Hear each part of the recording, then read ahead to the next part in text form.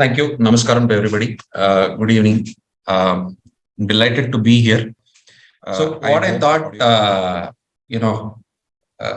I should talk of is education in the age of AI. And you will also see inside the brackets, I have put a G over there.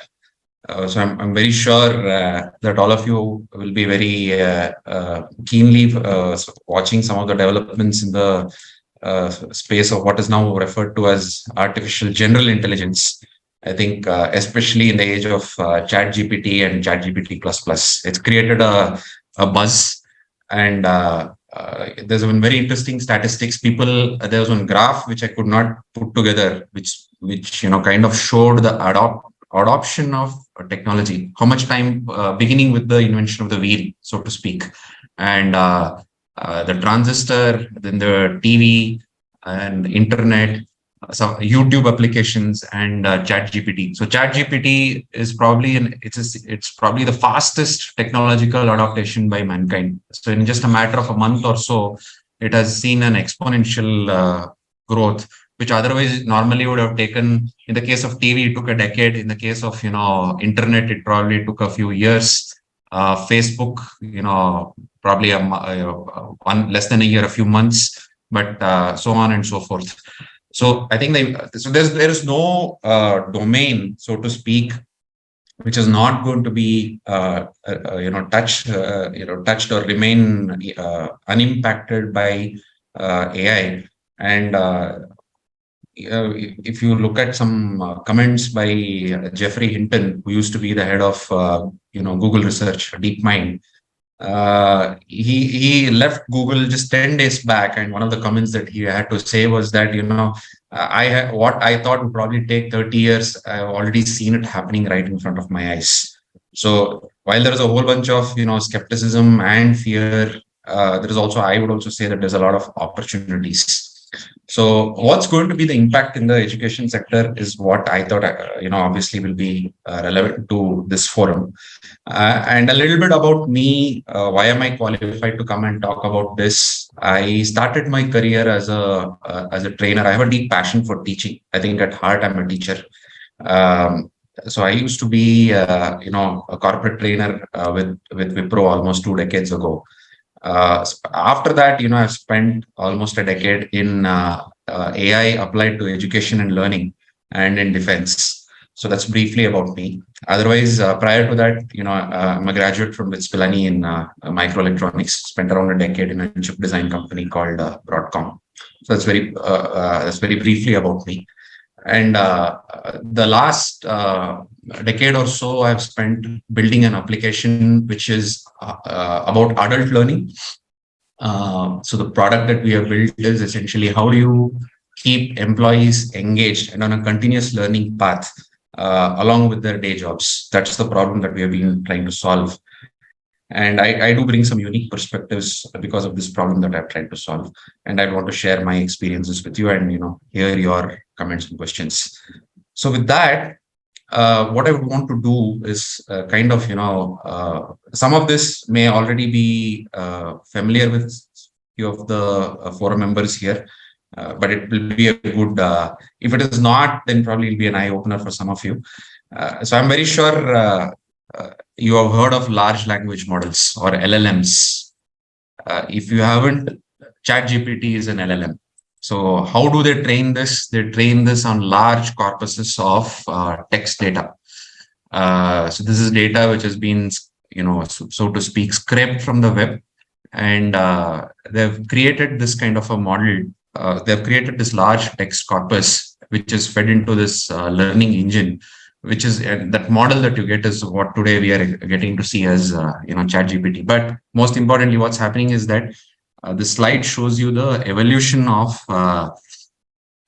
some of these models over the last 4 years. The first version that we saw, Lambda, got released sometime in 2020. And just in a space of 4 years, you're just seeing this huge explosion in some of these language models, which are typically around the English language. But that's not the killer. This year, between March 2020 March 2023 and April 15th, you have seen all these kind of applications that have come up. So the large language phenomenon is not only limited to chat gpt or the language space. Things are happening in audio, video, as well as in the music space. So there is a whole bunch of, you now have an AI engine which can generate songs. So that's going to put a serious question around how are musicians going to see this.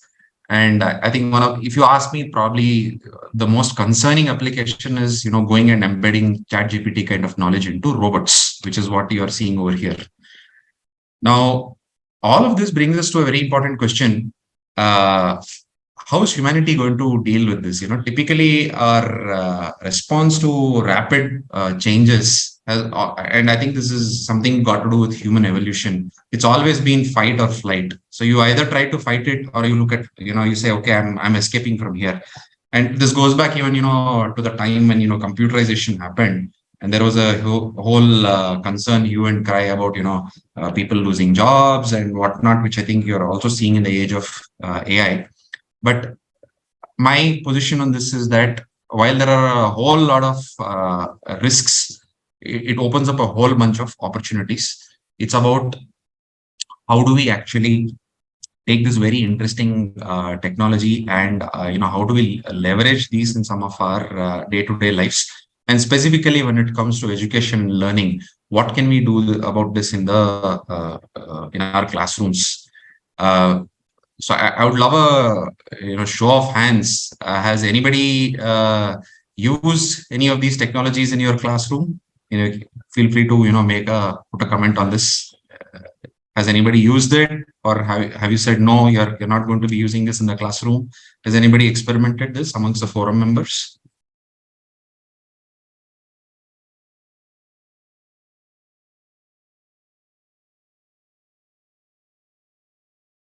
So, my alma mater. Okay, wonderful. I'm seeing one yes. My alma mater, my undergraduate, I did it from Bangalore, a place called RV College of Engineering. And RV College of Engineering has banned the usage of ChatGPT for its students for assignments and things like that. But I do know of somebody in Delhi who's actively using this in their classroom and saying go about doing this. And I have a few interesting takes on what can be done with this. I'll come to that. But what I want to do is, before we go into that mode, I do want to play this very interesting clip from what is happening in China. Of course, not necessary that China has to be and I would say China is not a role model for us. But it's a very interesting thing that has happened in China. I want to play this clip. You have to tell. Yes.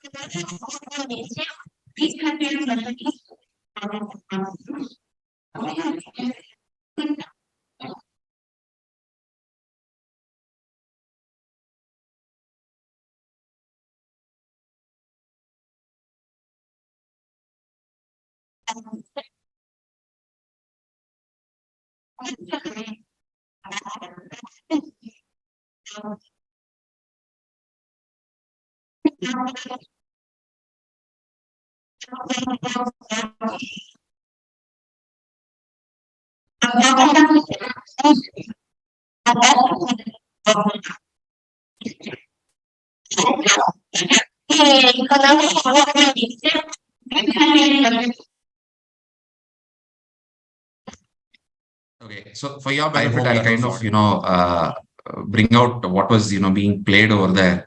So there are headbands that are put across the. So inside the classroom, they have video cameras which are monitoring how many times somebody is checking their phone. What is the concentration levels? Are they feeling sleepy? Are they dropping off? So who's they're able to measure how students are they being engaged or are they not being engaged? And then they have body sensors which are measuring the children, and all of the data is being sent back to the student parents. So that's the level of, sophistication that some of the schools or many of the schools in China, they say, we don't know, of course, all the data, how much true it is, but at least you know that this is something that is happening. So, of course, I don't see that kind of a situation coming to in our country, because end of the day, we are a democracy. We may not want that level of surveillance and tracking. But that level of sophistication has already been achieved in one part of the world. Now comes the question, with the capabilities like ChatGPT and whatnot, uh, where are we heading to? What's the level that we are heading to? So I did want to open up some of the forum members' eyes, if you're not aware of this, that okay, hey, this is happening. And even in the Indian market, some of these products are available. I know fellow entrepreneurs who have created products and solutions like these. The question is, are schools and colleges adopting it? Now, that's a very different question. So, but before we go there, I will want to draw your attention to a very interesting paper. This is a snapshot, and I will, after this discussion is over, I will share this paper with Sri Kumarji. So this is a snapshot from a paper which has kind of measured what will be the potential impact of ChatGPT on certain set of professions. So on the right hand side, you can look at all the occupations, which is saying having the highest exposure. So various models that are being created. So you can see that there is going to be a deep impact on people who are in these specific professions.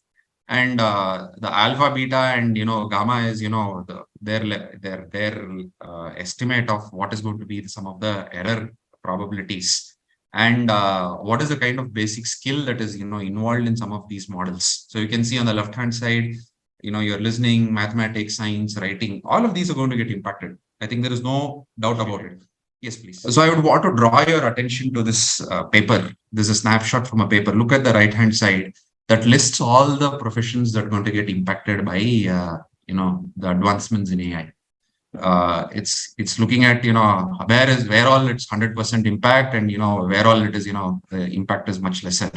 And they're also on the left hand side, what are all the skills associated with those professions, and the error probability with which they are thinking that the impact will happen.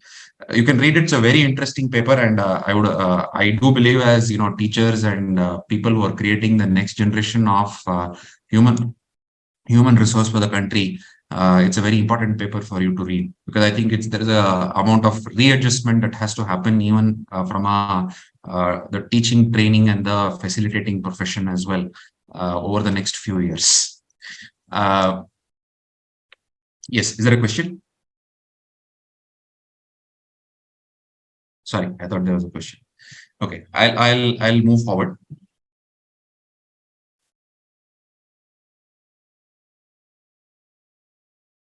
So here is my take on this. While all of this is great, I think what differentiates human beings from a machine which is having this kind of intelligence.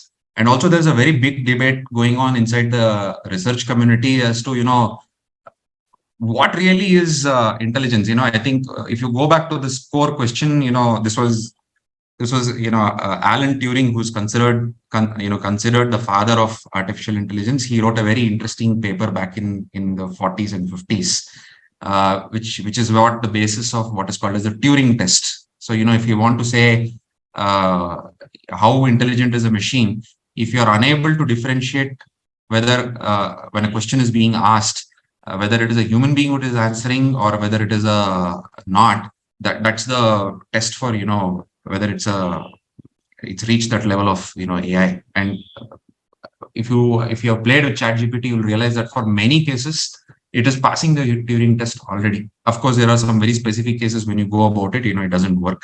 But I'm very sure in the next few years that is also going to get breached. Having said that, my hypothesis is that what differentiates human beings from machines with such kind of super intelligence is that the motivation, resilience, and creativity. And sometimes even creativity is being questioned, because today you have AI models where you can give a a text description, and it can generate a an image. There was a very interesting experiment done last month with the application called uh, Mid Journey. So somebody took the descriptions of Rama and Sita from the Ramayana, from varieties of the variations of the Ramayanas that exist in the world, and gave it to Mid Journey, and they were able to actually generate what did these two individuals look like, whether that is history or mythology. Let's keep that aside. But that's the kind of now that is something like most of this forum is from Kerala. If you had asked this question to Raja Ravi Verma, he would probably would have taken a month and a half to generate a image. But you can do that in a matter of seconds now. Now the question really is, having that kind of capability with us, how do we actually put together or increase the human capability? Because I think this motivation and resilience these are two things that machines will probably never be able to come close to human beings. So how do you create the next generation classroom or the next generation facilitation where we use some of these tools to amplify human capability? That's what I think we should go towards as a profession. Now, what are some of the impacts on K-12? My sense is that you will start seeing a lot, whether we like it or not, a whole bunch of, especially the mid school to high school students will start using this for their assignments and homework and whatnot. And I think there's no way that we are going to be able to stop them. You can say I'll ban it, but the smart cookies will find some other ways of utilizing it. So when I was doing my masters in bits had a system of open exams. So or open book exam. So you can give a question, you're allowed to access to any kind of books that you want, and you will have to solve the problem there. So I think we'll probably head in a direction. My sense is that you'll to be able to test somebody's capability. My sense is that this open book kind of a thing will percolate even down to K-12. May not be at the lower stage, but certainly in the high school and the +1 and +2. Impact on university education. I think here is where there is the impact is going to be very big. A lot of possibilities exists where a whole bunch of digital tutors and mechanisms to create content. It'll probably become very easy even for tier 2, tier 3 colleges to start using some of these tools to create some very engaging content. See, for example, let's say I want to teach how does an internal combustion engine work. Okay, for this you will have to have a complex cross section. You have to have those drawings and creating that content. I know of companies which have spent many years and spent a lot of money trying to create this kind of content. Or for that matter, let's say medical examination, medical education. You want to create the cross section of a liver or cross section of a heart, and you want to teach all those things. Those kind of content will now become very easy to be created with some of these tools. So there's going to be a lot of impact. If we focus on using some of these tools to say how do we up the skill index, that is where I think there is a lot of opportunity. How can teachers and professors become facilitators of upskilling using some of these tools? Because there are a certain set of capabilities which I think which is going to disappear. And we will have to be ready for that as as a community who's engaged in learning. And these are my views. So responding to this as a teacher and a facilitator, I think this we are going to see in the next couple of years this fight or flight play itself out. And my sense is this is a wave which cannot be fought. It is better that as a community we adopt this, and we also adapt ourselves to see the changing reality, to see how this can be brought in. Now, what I would want to kind of leave you all with this is this notion of multiple intelligences. Some of you may subscribe to it, some of you may not. but at least I think all what we all can agree upon is that different people learn differently, or they learn at different paces. You see this, I have a 5-year-old son, and I have seen how he's learning, and I also have a 10-year-old daughter. The pace at which she learned and how quickly she was able to grasp a few things, my son doesn't do. He's very outdoor kind of a person, likes going, like cycling, a lot of physical activity. You engage him in a physical activity, it's very easy to get him to learn the same set of things that otherwise my daughter will sit at a desk and, as a very good student with a lot of shraddha, she will finish the learning and also be able to, come back with saying, scoring very good marks as well. Now, in the past, in a classroom of 40, 50 people, students, it would have been very difficult to give individualized attention. My sense is that, truly, whether you subscribe to Bloom's way of learning things or any other kind of, learning taxonomy, uh, these AI tools will give teachers and facilitators capabilities that you otherwise previously did not have. And if you are able to adopt and adapt, I think, you can create a situation where personalized learning for each learner, learning at their own pace, being able to identify some of the gaps which otherwise would have gotten left out, will become a possibility.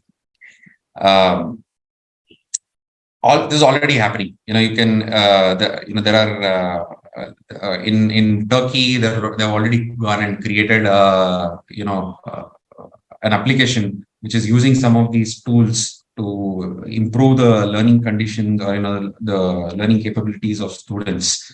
And there's a very interesting TED talk. It's a 15 minutes talk, so I didn't want to play that out over here. I'll share that as well with the organizers for you to take a look at it. It was on the lines of the Khan Academy that this has also been done. It's possible that some of you might have seen it. So this is already happening to a certain extent. The real question is, what is the economic model around which this can be brought in? Will some of the school and college managements, will they adopt this as tools to be brought in? Or will this come in as a government initiative? Is something that has to be seen, which will unroll itself. With that, I conclude my talk here. Happy to have a discussion around this. Back to the organizers.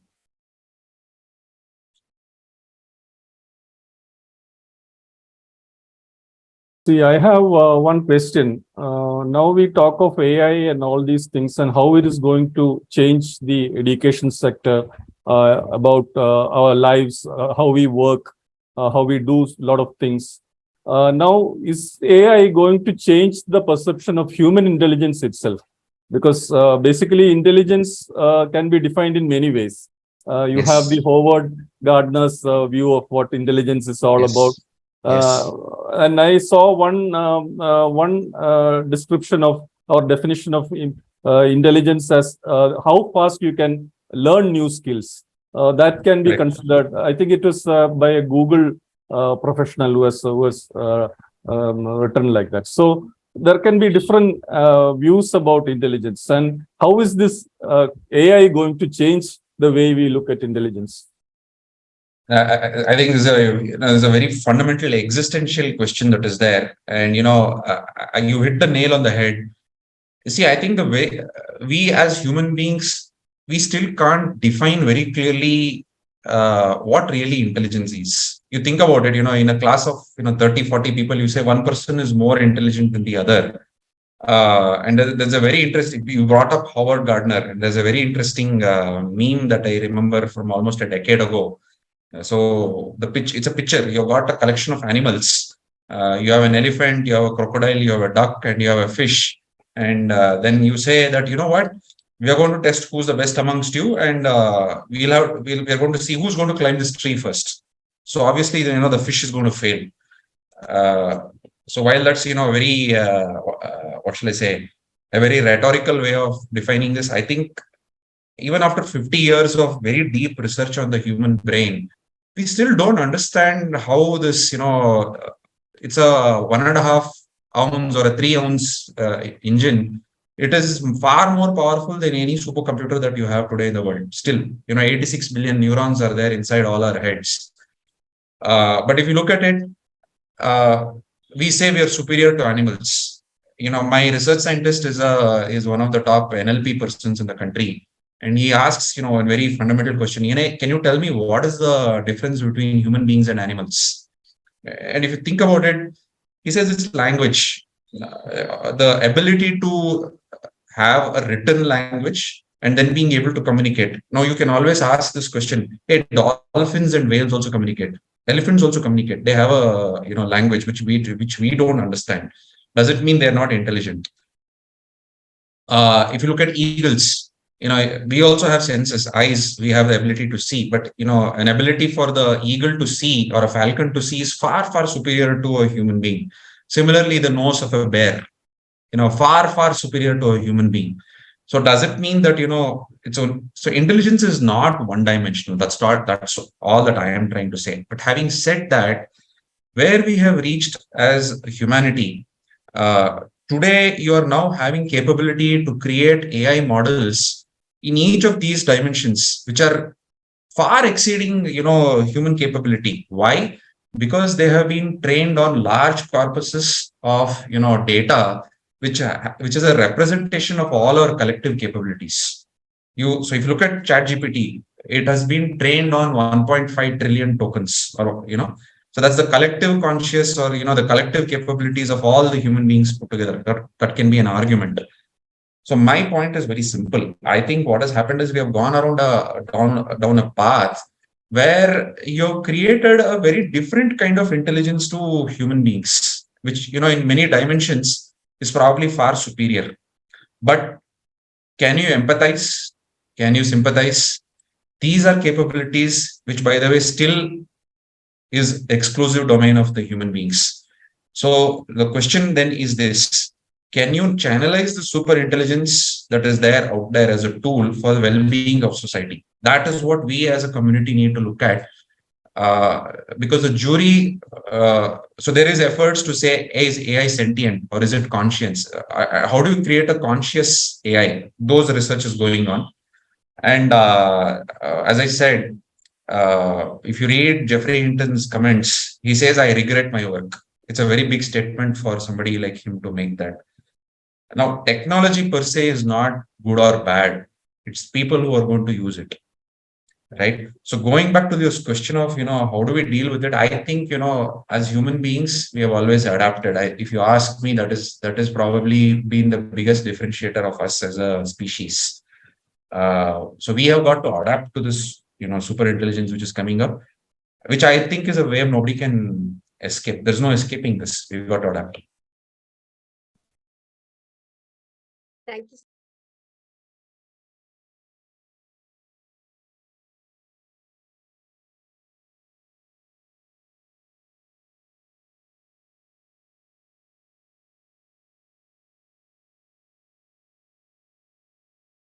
Okay, so this is in my view, this is a very difficult thing to do right now. Why? Because as we speak, things are changing so fast. I'll go back to 2016 and 17. So as researchers, we keep reading. Most researchers will want to publish, but before you publish, you also want to keep abreast of the field, so you keep reading. So there was a time when I would read around 5 papers a week. This was 2016 and 17. Then there came a time when I started reading 1 or 2 papers per day. That means it went to 10 to 12 per week. Then it started going to 5 papers per day. And at the end, this was around late 2018, 19. Come 2020, I gave up. It's simply impossible as a human being to be able to keep up with the pace of amount of work that is going on here. And can you believe it? There's actually in 2021, I remember somebody built a application. So there's a very interesting portal called Archive, ARXIV, pronounced as Archive. Some of you will know it. I'm assuming some of you are already users of this. If you look at the number of publications that have been put up on Archive, it's an exponential increase. So somebody built an application to say, hey, which are the most interesting papers to read this week? Because there are probably 300, 400, 500 things that are coming in. Which are the top 10 that you need to look at? So they use AI to tell you which are the advancements in AI to go look after. So if you ask me, the only way to do it is, look for such kind of tools. There's a lot of stuff happening both in India and US. As a teaching community, I think it's our not only our it's not just curiosity, but our responsibility to go look up at all these things. That's the only way that you're going to keep abreast and look at which are all the tools that you believe that you should be coming in. My single line response summarizing this long, monologue, if I were to use that, the rate of advance is so high in this field that, you need to be constantly looking at what's happening to see, okay, in this quarter, this is the new thing that has come up. This is the new tool that I'll have to introduce into my classroom. Because quite honestly, I think in 6 months, that list would have changed. So you need to be plugged in to be able to even say, but having said that, there are some basic tools that you can look at, and some of those I already covered in my presentation. That March 15th to April 20th of this year has been phenomenal for this field. In the audio, video, all the sensory domains of a human being, people have made some phenomenal advances. So all tools around that are something that, I think the community has to adopt.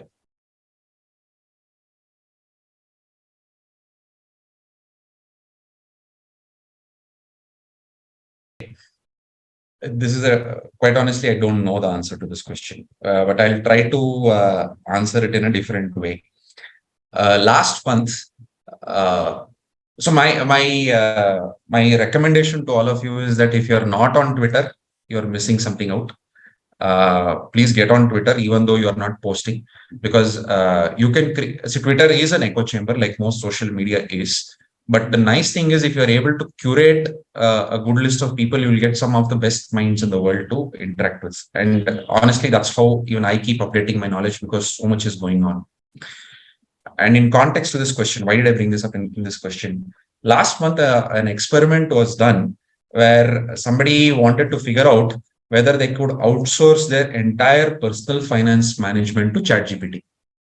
Okay. And this was an experiment done by one very interesting person called Greg Eisenberg. You can look him up on Twitter.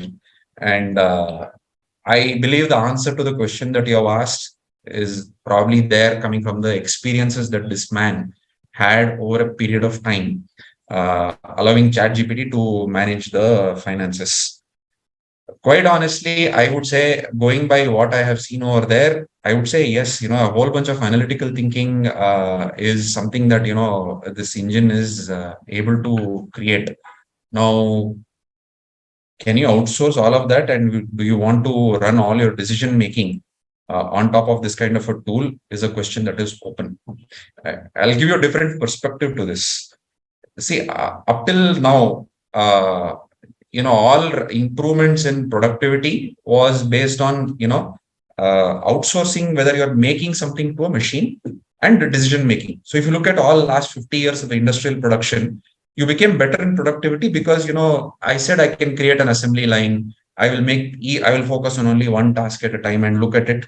How can I improve each task? So if I could improve some of these things, I got a productivity boost. But decision making was still something which was kept to us. Now, what is happening is that you have reached a stage where decision making is also probably getting outsourced to it. Now, do you want that productivity? Is that productivity going to be of use to you? What does it do to us as a human race? These are all some very philosophical questions that we are going to battle. I would encourage you to go look up that thread and make deductions for yourself as to what you feel on this question. Because quite honestly, I think, I may not be able to answer this question with a clear yes or no. See, basically schools teach knowledge and then a lot of content and also a lot of skills. So in this AI age, isn't it still important? Because AI tool is not something which is 100% reliable. It is also a learning tool. It also is expanding its knowledge and awareness of things. So you can ignore knowledge and skills that has to be there. So they need to know how to use this AI tool rather than becoming its slave. So yes, I think a lot of emphasis has to be given on doing in schools. We are going to come. We are going to come to that seminal point. You have heard about. I think one of the big criticisms of the so-called Indian way of doing things is that we it's too much of rote learning and not much of doing. But quite honestly, if you look at it, some of the same guys who go and succeed very well in the golden land of America, if we were to say that, are people who come from the same system. Yeah, there is value in some value in rote learning, being able to quickly do some mental math. There is a value in it. There's no doubt about it. But I think a lot more emphasis has to go on doing and being able to apply whatever you have learned. Uh, I'll give you an example. History, probably one of the most, in my view, one of the most abused subjects. I didn't understand the importance of history until, I went into a job and started realizing, what society is. It's only a series of dates that we are made to learn. But why? Why do you need this? Why, the roots of who you are as a human being, as a society, these are all things that why history becomes so important. Uh, that bit of asking why, if I'm learning algebra, y equals mx plus c, which is the fundamental, it's a equation for a straight line. Why is it so important? These are things that I think we should start focusing on during the initial days. So I would say that yes, a whole lot of application side of things should start opening up right in the school days. That's going to get forced by these advances.